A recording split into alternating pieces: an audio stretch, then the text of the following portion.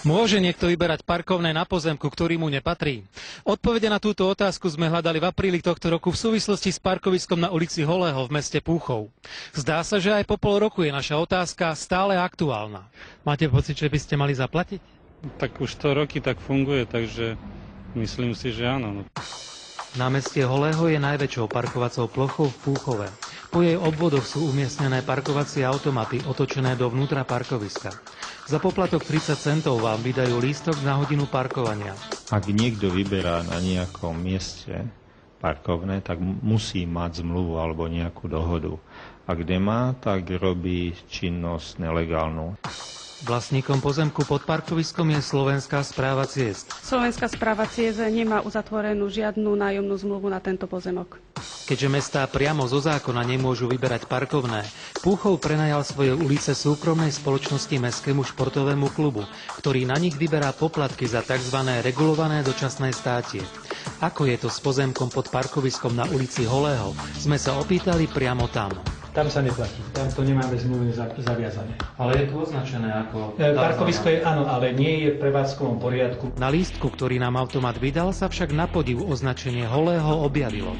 Buď teda zavádza prevádzkový poriadok, alebo parkovacie automaty. Ľudia sú vádzaní do omylu. Samotné parkovisko nie je označené, ale sú tam tieto automaty, ktorý každý slušný šofér vidí automat za spoplatnenie, zaplatí. Ja vám verím a ja budem tlmočiť váš názor.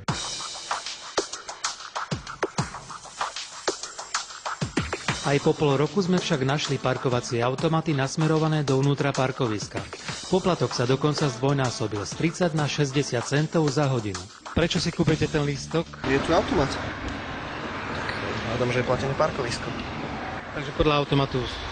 Myslím, že hej. Nechcem riskovať papuču. Viete o tom, že by sa tam doteraz vyberalo parkovné, respektíve aký postoj k tomu zaujala Slovenská správa ciest? Slovenská správa ciest listom upozornila mesto Púchov, že neoprávnene sa vyberá parkovné na tomto parkovisku. Konateľ Mestského športového klubu s nami odmietol komunikovať a prislúbil písomnú odpoveď. Primátor mesta ako aj jeho hovorca najprv rozhovor prislúbili, potom sa však rozhodli, že odpovede na naše otázky tiež vypracujú písomne. Na otázky, či plocha na ulici Holého slúži ako parkovisko a či je zahrnutá do režimu výberu parkovného a ako mesto Púchov vyriešilo majetkovo-právne spory ohľadom pozemku, nám od predstaviteľov mesta prišla ako písomná odpoveď jediné slovo – áno.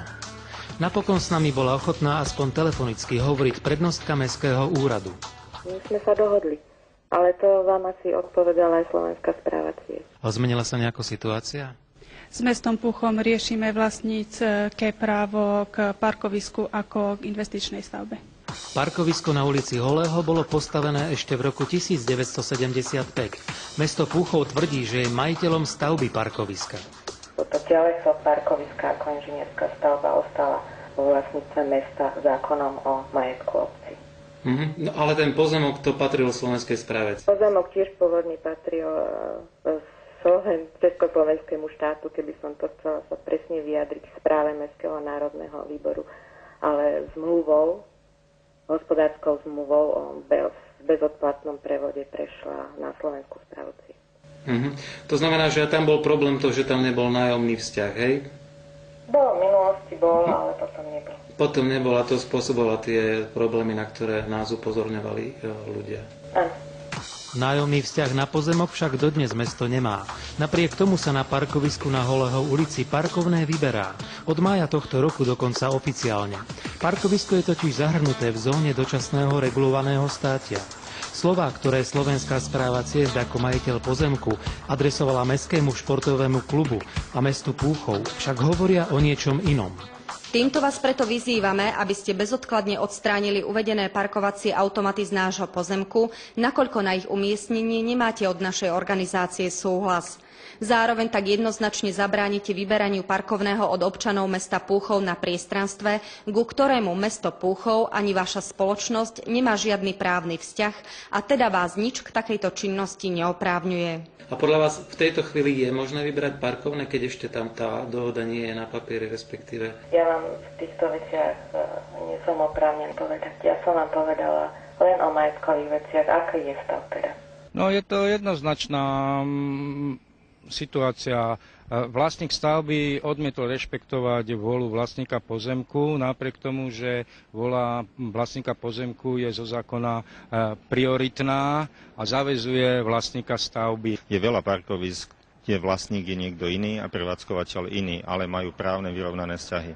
Znamená, že keď tieto vzťahy nie sú vyrovnané, neexistuje nájomná zmluva, ani tam nie je uzavretý obchodný vzťah, tak sa nedá jednoducho vyberať na pozemku iného. Regulárne sa nedá, je to podnikanie na cudzom pozemku a toto v zákone nie je dovolené. Mesto Púchov aj Slovenská správa ciest deklarujú, že sa chcú dohodnúť. To, či sa tak po rokoch stane, budeme sledovať.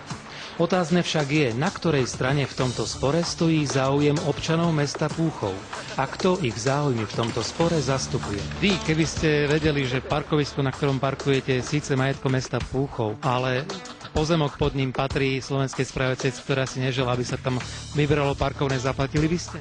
Nezaplatil. V žiadnom prípade by som nezaplatil.